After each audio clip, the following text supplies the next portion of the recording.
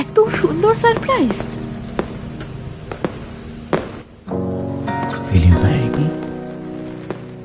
আমি কোনোদিন ভাবতেও পারিনি কেউ আমাকে এভাবে প্রপোজ করবে। Still remember when you walked into the room. আমি খুব লাকি। হ্যাঁ, আমি তোমাকে বিয়ে করব। আমি তোমাকে ভালোবাসি ভালোবাসি ভালোবাসি।